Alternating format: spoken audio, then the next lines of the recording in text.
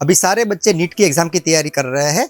वो टाइम पे चलिए मिलते हैं देवांशु वेकरिया से, जिन्होंने पिछले साल नीट की एग्जाम बहुत ही अच्छे नंबर के साथ पास किया था। मेरा नाम देवांशु राजेश वेकरिया है। मैंने नीट 2022 में अपीयर की थी एंड उसमें I secured an All India rank of 272 with a score of 690 out of 720।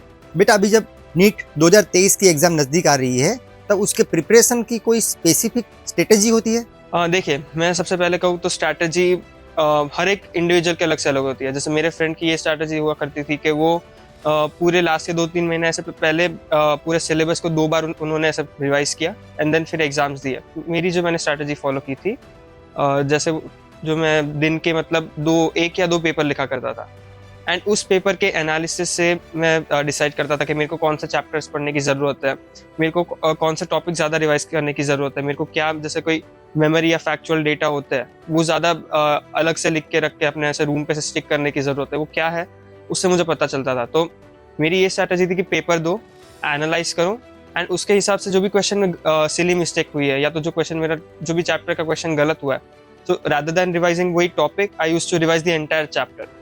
तो ये मेरी स्ट्रैटेजी हुआ करती थी। तो बेटा, एंटायर चैप्टर रिवाइज करने का क्या फायदा होगा?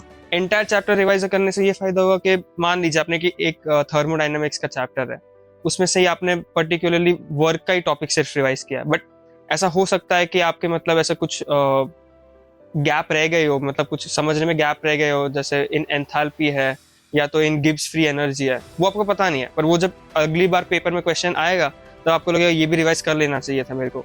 तो रैदर देन वो होने से अच्छा है मेरे को रियलाइज हुआ कि मैं पूरा चैप्टर ही एक साथ रिवाइज करूँ। कुछ चीज़ें रह गई हो या मैं भूल गया हूँ, वो वापस से याद आ जाएंगे या वापस से रिवाइज हो जाएगा।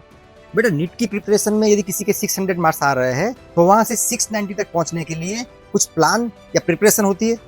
देखिए, एज सच कोई प्लान या प्रिपरेशन नहीं है, but I would like to say कि 2 इंपॉर्टेंट चीज़ है।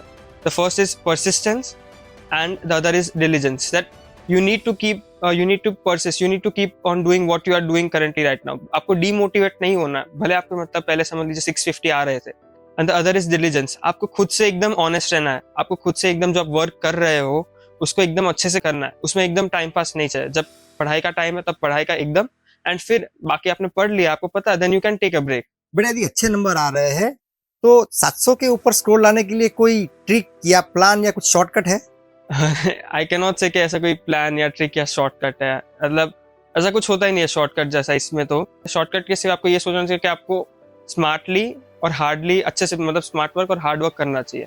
That is you can say the shortcut है। तो ये नीट की प्रिपरेशन का सबसे स्मार्टेस्ट वे क्या है? सबसे स्मार्टेस्ट वे ये है कि आप खुद को आइडेंटिफाई करना है, आपको दूसरे के साथ कंपेयर नहीं करते रहना है कि अगर ये टॉपर है तो ये टॉपर ये सब ये करते रहते हैं, वो दिन में इतना घंटा पढ़ते थे, इतना घंटा ये इनका प्लान था, तो मैं भी यही करूँ एग्जैक्टली। वो आपको वो आई कैन से कि स्टार्टिंग में कभी कभी वर्क कर जाएगा, बट फिर बाद में लेटर ऑन आगे आगे जाते जाते शायद वो आपके लिए प्रॉब्लम बन सकता है। तो इसके लिए आपको खुद को एक बार समझना पड़ेगा, आपकी वे क्या है एग्जैक्टली समझने की, आपको कैसे समझ आता है।